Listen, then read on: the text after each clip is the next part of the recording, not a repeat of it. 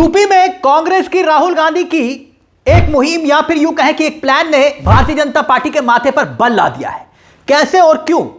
यह दावा किया जा रहा है कि अगर दाव सही बैठ गया तो फिर भारतीय जनता पार्टी और बसपा बहुजन समाज पार्टी दोनों की टेंशन बढ़ना तय है।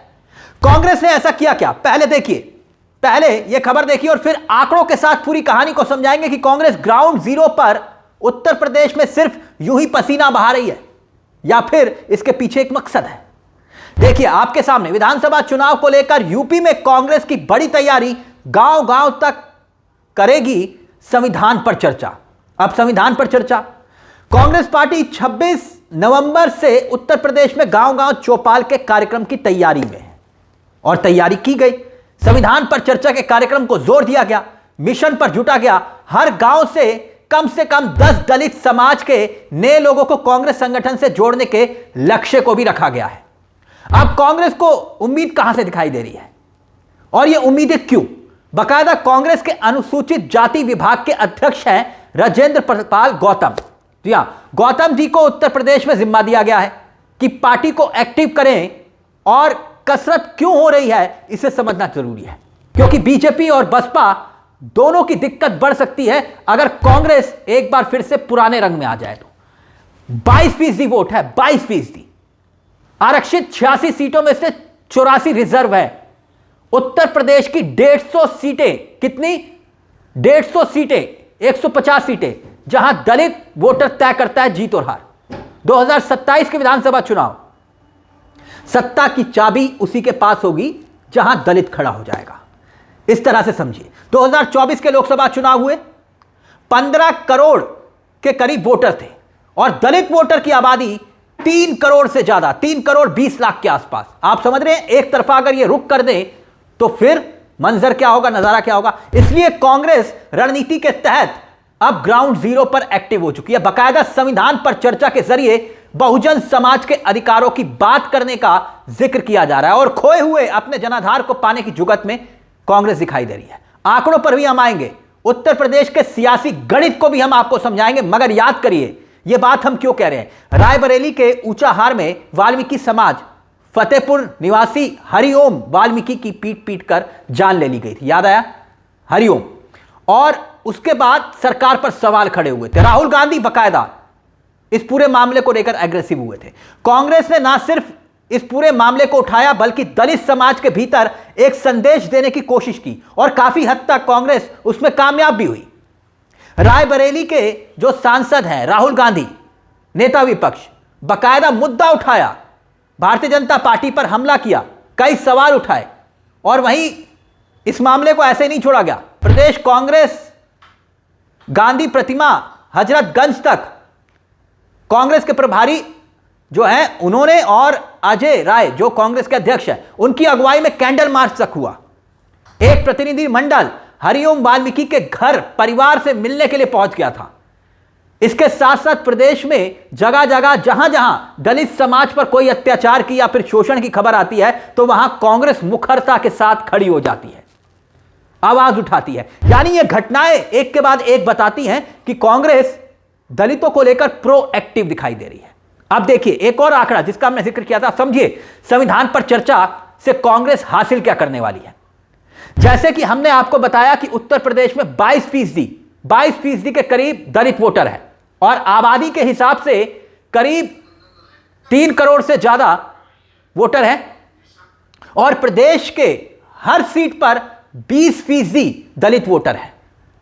150 सीटों पर इसका इफेक्ट, 30% से ज्यादा। और खास तौर पर पूर्वांचल और बुंदेलखंड ये इलाका है आबादी के हिसाब से अगर देखें तो दलित यहां पर बहुत है। 2017 में दलित खासकर जो जाटव वोटर है ना, बसपा के पक्ष में एकजुट हुआ था। इसके बाद हुआ क्या?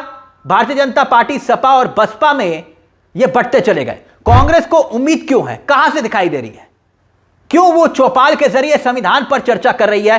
संसद में भी चर्चा हो रही है। याद करिए, संसद में भी चर्चा हुई ना संविधान पर, तब प्रियंका गांधी ने संविधान पर चर्चा में बहस के दौरान जब अपनी बात को रखा तो एक संदेश दिया। समझिए मामला कैसे कांग्रेस को उम्मीद जगाने वाला है, क्यों ग्राउंड पर दिखाई दे रही है कांग्रेस। 2022 में बड़ी संख्या में दलित वोटर ने, खासतौर पर जो नॉन जाटव है, उनका झुकाव भारतीय जनता पार्टी गठबंधन की तरफ 2022 में, और यही कारण था कि बीजेपी सत्ता में आई। लेकिन हुआ क्या, 2022 के बाद 24 का चुनाव आया। 24 में पीडीए का नारा दिया गया, पिछड़ा दलित अल्पसंख्यक, और संविधान खतरे में यह नारा गूंजा, दलितों के बीच मैसेज पहुंचा और बीजेपी से मोह भंग हुआ और सपा के साथ यह वोटर खड़ा हो गया।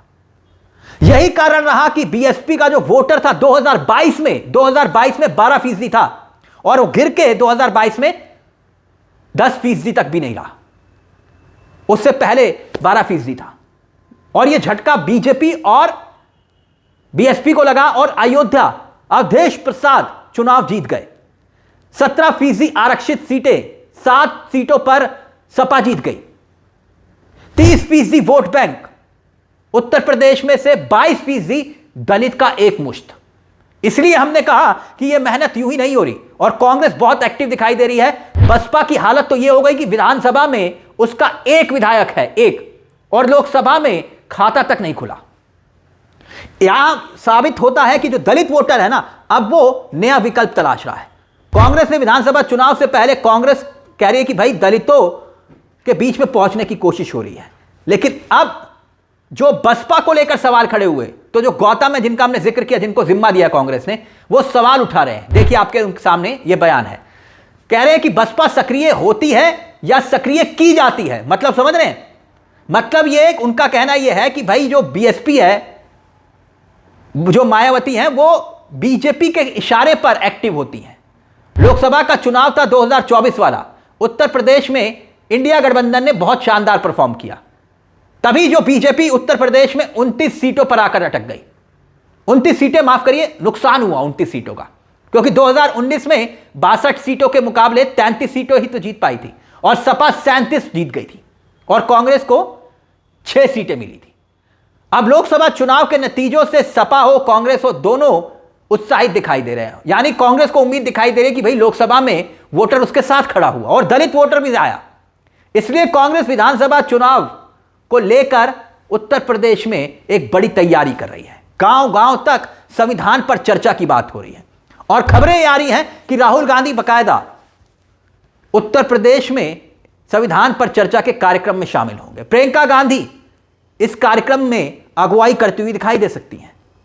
इसलिए यह प्लान जो है ना कांग्रेस का, वो उसे एक बार फिर से लड़ाई में लाकर खड़ा कर रहा है, क्योंकि दलित वोटर इस वक्त विकल्प ढूंढ रहा है और अगर विकल्प ढूंढ रहा है और कांग्रेस की तरफ एक बार फिर से मूव करता है तो फिर मुश्किल बसपा के लिए भी होगी और बीजेपी के लिए भी होगी। इस मुद्दे को लेकर आपकी क्या राय है हमें कमेंट बॉक्स में जरूर बताइएगा।